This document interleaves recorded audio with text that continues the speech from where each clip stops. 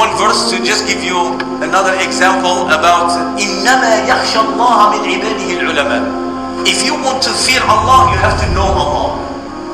Because Allah says, verily those who fear Allah, those who are ulama, those who seek knowledge, they know that ignorance will not get you closer to Allah. It will only get you far away from Allah. Wallahi, you have to feel this value of seeking knowledge. This is an act of seeking. You are sitting here. It's an act of seeking knowledge. He said there is malaika, they are flying on the sky, looking for people, hilaq al-dhikr, the gatherings of remembrance of Allah, and tadaras al-Quran, they study the Quran, they study the Hadith, they study Allah, and they are gathered. This is their job. And then when they reach and they found there is people, they make circle around them, and they keep going all the way to Allah. And I mentioned this hadith before. Allah asked them, where you came from? We come from people, what they do? They make tasbih, they make dhikr, they remembering you, and on and on and on. And Allah subhanahu wa ta'ala in the end, He says, أُشْهِدُكُمْ أَنِّي قَدْ غَفَرْتُ لَهُمْ. I bear witness that I forgive all of them. I forgive all of them. Then there is a hadith actually, I love this, the last part of this hadith. Some of them says, Ya Rasulullah, the malaika, they say, Ya Allah, inna fihim rajulan, that's one of them, he was not actually interested. And then Allah subhanahu wa ta'ala, He says, even him, I forgive him. Because he was gathering with this, the hilaq and the remembrance of Allah subhanahu wa ta'ala. Allah says, I will forgive. هُمُ الْجُلَسَاءُ لَا يَشْقَى بِهِمْ جَلِيسُهُمْ. The julasa, the good company, that Allah is telling all of us from that day and to the day of judgment, that keep a good company. Because as-sahibu sahib, the sahib, the companion, is either pulling you to the haram or you pull him to the good. So make sure you have a good companion, because the companion that you have, the friend, it may take you to the hellfire. It may take you to Jannah. It depends. So you have to choose your friends. If you see a friend that he's always calling you to do bad things, let's smoke, let's drink, let's watch this, say, no, I don't want to be with you. You are taking me to the hellfire. This is not what Allah warned me from you. So please, either you stop and be a good friend and let's enjoy this company in a good way, or you have to leave me alone. But if you say, hey, it's okay, no problem, no, one day you become like him. Because as-sahibu sahib. This is a... For Allah subhanahu wa ta'ala, He says, Shahid Allahu, Allah has witnessed that there is no one worthy of worship except Him. And then He says, wal malaika. Oh, that should have been enough. Allah witnessed that there is no God worthy of worship except Him. And the angels. And then He says, wa ulul ilmi. And those who have knowledge. Allah includes them. And then He says, on what? On the best thing, which is tawheed. To the oneness of Allah. قَائِمًا بِالْقِسْطِ لَا إِلَهَ إِلَّا هُ وَهُوَ الْعَزِيزُ الْحَكِيمُ. There is no one worthy of worship except Him. This is the scholars are included on this picture. Allah, the malaika, and then those who seek knowledge. They know Allah subhanahu wa ta'ala is one. Allah subhanahu wa ta'ala again in one verse, to just give you another example about إِنَّمَا يَخْشَى اللَّهَ مِنْ عِبَادِهِ الْعُلَمَاء. If you want to fear Allah, you have to know Allah. Because Allah says, verily those who fear Allah, those who are ulama, those who seek knowledge, they know that ignorance will not get you closer to Allah. It will only get you far away from Allah. But seeking knowledge, the ulama, they say, the one who seek knowledge, the knowledge will protect you.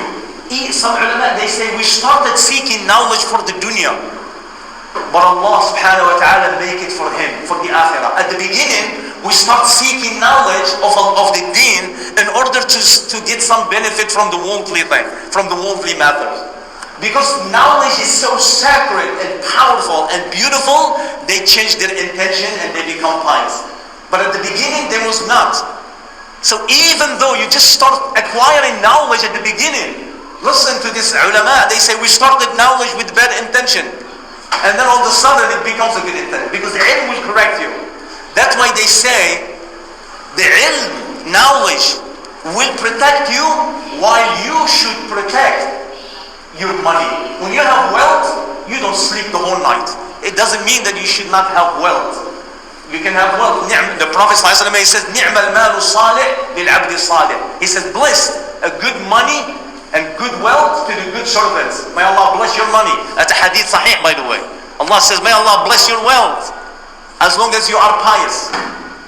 And the ulama, they say, this just jumps in my mind. They say, we're talking about ilm now. I'm not leaving the topic. So the ilm, which is this four, the ulama, they say human beings is four things, four categories. One, group, 2, 3, and 4. And we're going to see from whom we are.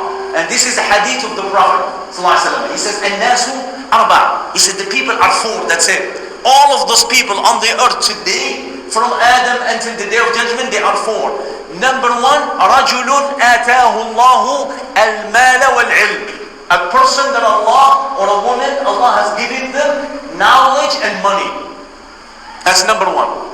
So, because he has knowledge, and he has the fear of Allah, and he has taqwa, and he's wealthy. He's spending the money properly. He's selling his family. He's marrying this. He's giving charity. فقال النبي صلى الله عليه وسلم فهو في الخير. He's in good, and his intention is good, and he has a big reward.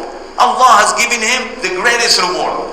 And then he says, وَرَجُلٌ آتَاهُ اللَّهُ الْعِلْمِ وَلَمْ يَأْتِهِ مَالًا. And the second category of the people is a person that Allah give him knowledge, but he didn't give him money. He's faqir. So the first one is ghani, wealthy, and scholar, alim. It's possible. And we need people like that. He's a big doctor, makes a lot of money, and he's scholar. Allahu Akbar. And he's doing the right thing. He's giving charity, building the masjid, making help, making this person you married. I'm not. Here you go, get married. On me, mashallah. He said, this is smart. He's planting for the akhirah. He's asking for his family, the poor family members, and he take care of them. The second one, he has knowledge. He wants to do like the first one, but he's faqir. The Prophet ﷺ, he says, on the ajr, they are the same. You got this? You don't have money, but when you have knowledge, as if you have money. Because your intention, oh, I wish I did like that. When you see somebody giving the charity a donation or fundraising, and he gives $100,000, Ya Allah, I wish I do the same. Because you have a good intention. You wish, because you have ilm, you have knowledge. The Prophet ﷺ, he said that these two people, the first one and the second, they are similar in reward. They have the same ajr. فَهُمْ فِي الْأَجْرِ سَوَاء. They are the same in reward. Although the first one didn't do anything. You see the value of ilm? You see the value of knowledge? Because he knows. But look at the ignorance. The third one is رَجُلٌ آتَاهُ اللَّهُ الْمَالَ وَالْجَهْلِ. Wallahi, this is the worst condition. The third person, Allah give him lots of wealth. He's ghani, he's wealthy. Billions of dollars. And he's ignorant about Allah. He's ignorant. What he used his money as a weapon to destroy himself.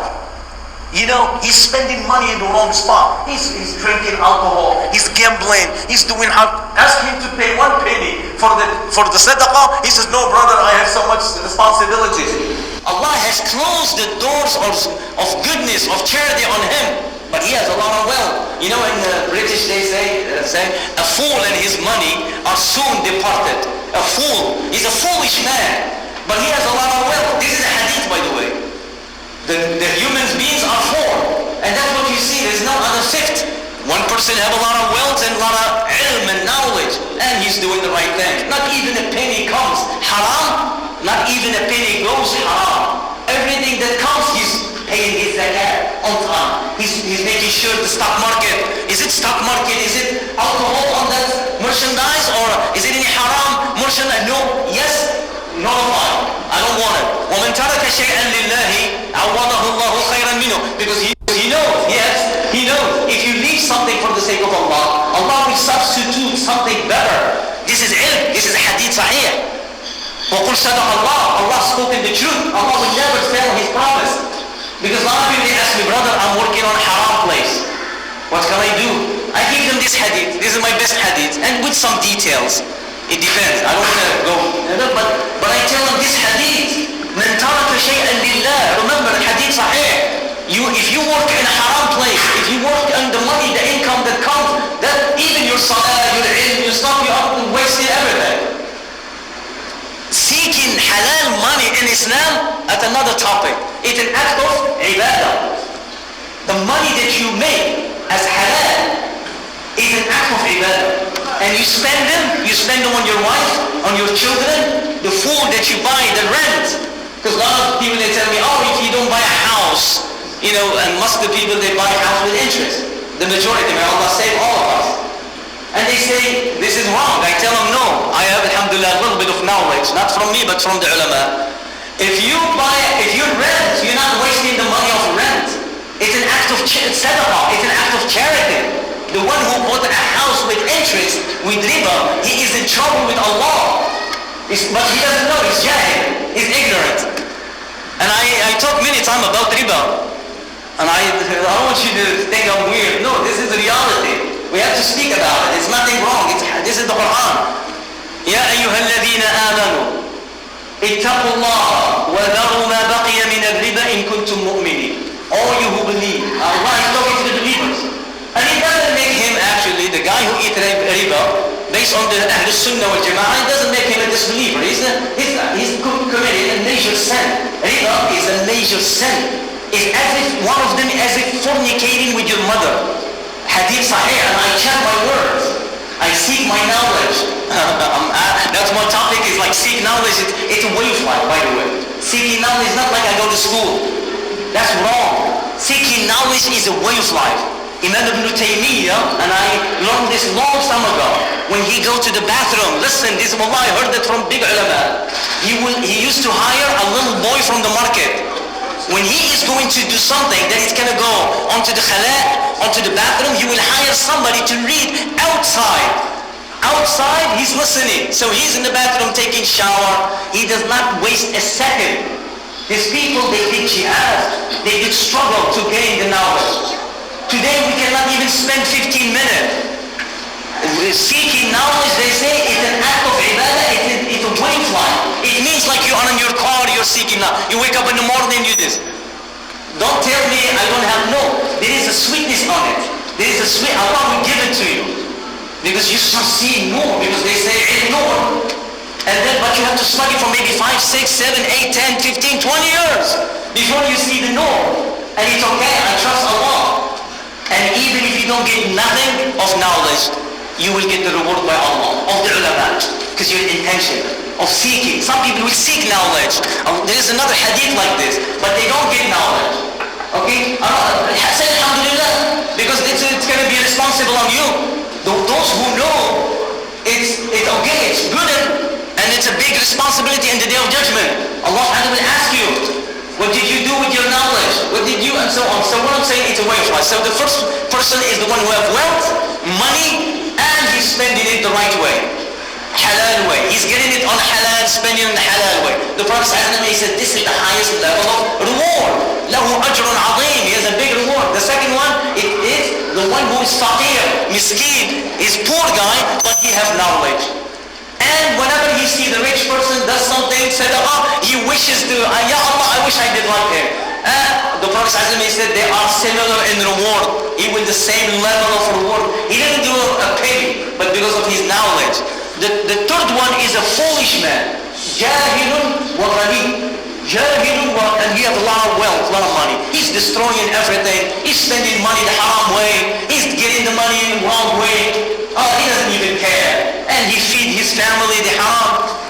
That's why your children are not pious, or maybe they turn against you sometime. Umar bin Khattab, Abu Bakr Siddiq, one time, there is somebody feed his son some kind of a food. And he went to his son and he says, where you get the food from to my son? He says, well, in the time of Jahiliyyah, I used to do some haram thing, some forbidden, some unlawful business.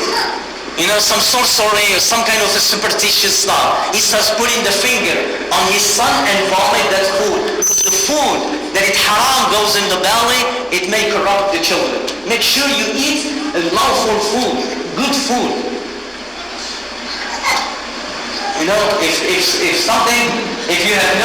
If you are still small and your father he sells and buy alcohol, maybe you have no choice. But But again, as soon as you become enough to provide for yourself, you have to say, oh my father, I cannot eat your food anymore. But we can talk about it. I don't want to say. Some kids that are sitting here, they say, maybe my father. Maybe give him advice. We have examples.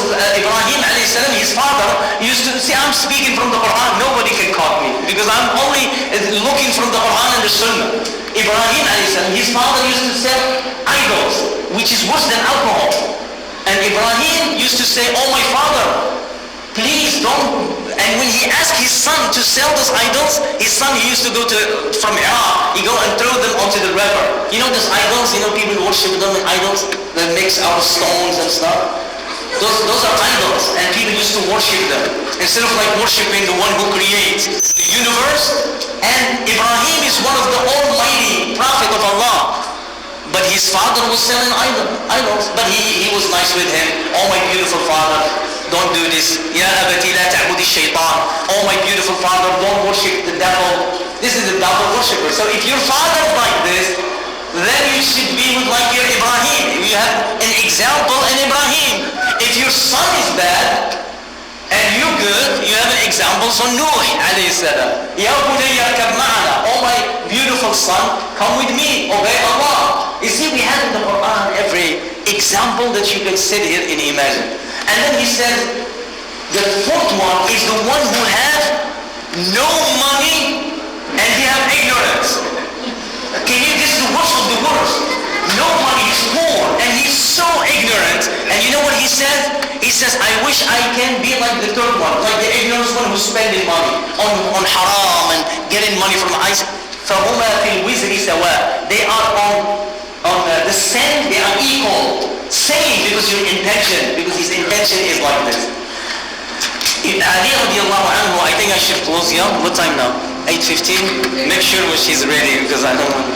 Ali radiallahu anhu said one thing very dangerous. We're talking about seeking knowledge. From now on, you have to make intention. What is the intention before I go to Ali radiallahu anhu? Imam Ahmad says, what is the, because some people they says, what can I do now? Imam Ahmad, what is the purpose of seeking knowledge?